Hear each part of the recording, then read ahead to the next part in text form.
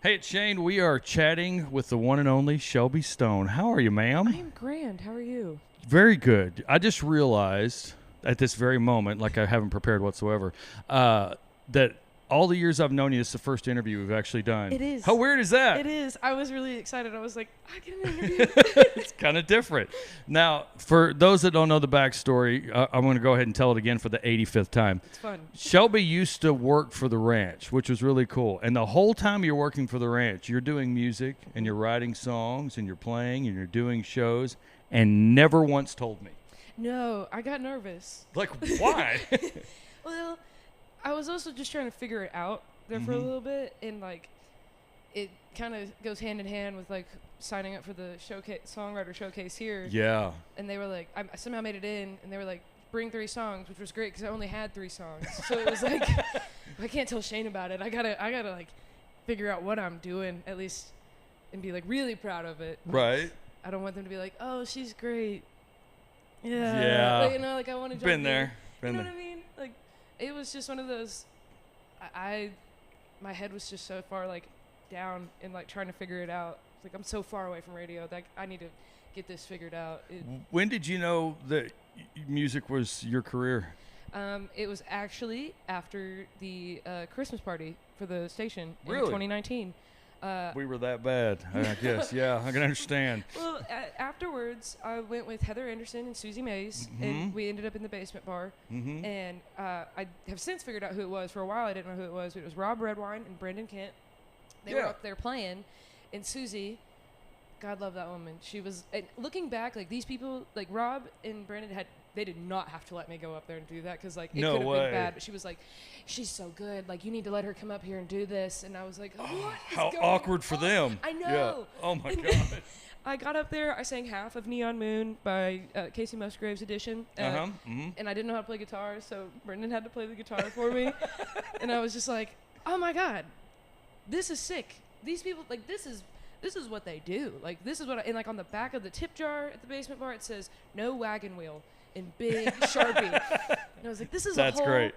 thing. Like, Yeah. this is all I want to do. This is amazing. And so I called my advisor because I was going to school at the time. I called her literally the following Monday, and I was like, hey, I don't want to be a nurse anymore. You're welcome. Saved so many lives. I don't want to be a nurse anymore. What do y'all have for music? And I honestly, it was between music business and broadcasting because I love radio. And they were like, well, we actually have this third option that's brand new, and it's music industry studies, and it's just more commercial, less theory, because I did fail music theory 3 times. Yeah. But yeah, it was that moment, and then there was just like no looking back. Wow. This has to work out. And you've kind of had a meteoric rise. Like it's been wild. Like I keep seeing you on these festival lineups with these huge names, and it's like she's not. Usually it's like way down in the bottom right hand corner, and it's like really big print and big font. I'm like, oh my God. Literally that since January 1st of this year, nothing has been the same, and I don't know like truly what's going on, but it's really, really sick. But like this most recent one, Tanglefoot Fest in Temple, it's like Parker, Cody Jinks, and there's like 6 or 7 names, and my name is not small at the bottom. It's like it's wild. And like the Gravy Train Reserve for Boys from Oklahoma, I had to look over that lineup 4 different times, and I got ready to text Dalton and be like, where is my name on this thing? It was the top. Because you weren't looking at high enough. Like, yeah. What? That is weird. When did that happen? Isn't that crazy? It's been so insane. Like, my therapist told me to call it what it is, but I keep calling it imposter syndrome. And she was like, it's just insecure. Be proud of where you're at. And I was like, okay, Natalie, get your foot off my neck. But yeah, you're right. It's just, it's very humbling. I bet it is, like, yeah. This is a cool job. I'm so just like starstruck just by it. You always seem like your own biggest critic. For sure. So you got to, like, do I deserve this? Do I deserve this? When are you ever going to feel like you do? You know, that's a really good question. I can't wait to bring that to my therapist. But I had actually found a quote online, and then I'd reposted it, and then Dalton actually brought it back up before the Turnpike show in Nashville. But it was like, do I deserve this?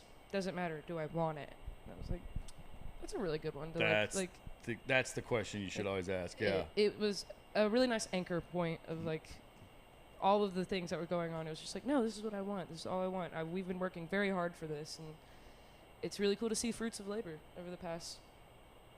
My first show was in 2020, and then so 5 years. God, it's wild. Yeah. That this much has happened over those few years. And majority of it happening in the last 6 months. Right. Yeah.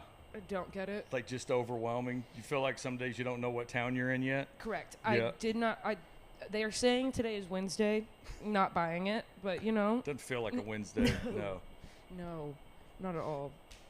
It's amazing though. I'm like, especially coming from the Songwriter Showcase, and like, I just play main stage today. Mm-hmm. Yeah. What? How cool is that? What? I don't know. I'm still trying to find words for it. I'm just really, really grateful. I don't want to ever stop thinking this is cool. 'Cause if I stop thinking it's cool, I need to go get a desk job. Yeah, absolutely. And you don't want one of those, believe me. So it's been really neat to see the impact you've had on young females, and like that aren't even in the music industry. I watched you last week or week before last at the Syndicate Smokedown, and the young girl that happened to be able to get your set list and was like, Shelby, just wanted you to sign it. Like the impact that you were making on a whole new generation has got to feel really good. It's really special to me. I was talking to Dalton once. We were talking about like guest lists and stuff like that, and I was like, man, I'd love for the Suits to be able to come. That would be really sick. Mm-hmm. But there's a really sweet young girl named Hadley, amazing songwriter, but she's 16, 17, younger. Mm-hmm. I was like, what can we do to get her in? Like, the Suits are cool, but like, she like this. I'll call it what it is. I think she's cooler. Like, you want the fan? Yeah. Like it's. I got invited to a 10-year-old's birthday last year. I went. It was sick. That's cool. I'm gonna go. They got the best treats and snacks. I Dude, mean, come on. Yeah. Truly. Yeah. I mean, I've got Uncrustables in my backpack. We are one and the same. Like, truly. It is really, really special to me just because the way that I dress, the way that I carry myself, 9-year-old Shelby would think 25-year-old Shelby is really cool. Mm-hmm. And so it's just one of those things that, like, I refuse to be ignorant to the 9-year-old in the front row at Syndicate that's on her dad's shoulders. And like, I've messaged both of her parents since then, and just cool. like, she was a star of the show. Oh, like, she was. Yeah. She was singing every single word to Treaty Oak Revival, like Which singing is frightening. right? I was like, you know what? That's cool. Well, that's okay. Okay. I played a private party out in Windthorst, and this sweet little girl, I think she was 7. She wanted to come up and sing Easy Tiger with me, which is cool in theory. Yeah. And then you start singing the words, and it's like, not as cool. A little weird, but she was singing with the blue mic that I have, and like, man. you know what? That's fine. She'll remember that forever, though. That's the cool thing about that. Exactly. You've made that moment for her. And that means most to me, just because it's, man, I had people like me growing up, and whether they realized it or not, in the sense of like people that I looked up to or wanted to be just like, and a girl dressed up as me for Halloween last year, and it's like, that's cool. And she had it down to the rings, and she put like blue clip-ins in her hair. Erin told me to message her and ask where she got her cap, because her cap was a really cool Pink Floyd cap. Right. It's really, really special to me, and it's something that I hope never really goes away, just because this makes the job so much cooler. Like this all of these things in the lineup, in the main stage, like, that's really sick. But if a 9-year-old thinks you're cool, you're cool. Yeah, because usually cool. 9-year-olds don't care about me. No. So it's okay. It's okay. And kids are ruthless, man. They'll call it like they see it. They don't hold back for sure. Well, Shelby, it's been really cool to see this rise. That's one of my favorite things in the scene, is watch somebody start with so much passion like you have, and just continue to see them make the next level and the next level. Congratulations. You really deserve this. I know you guys, you and your whole team are working your butts off, and but thank you for doing it, man. You're putting out some cool stuff. We are almost finished with the record. I cannot wait to send you what we've got. Oh God, I can't wait to hear it. It is going to be so sick. Good, so good. sick. Shelby Stone, thank you, ma'am. Thank you, sir. This was awesome. Thank you.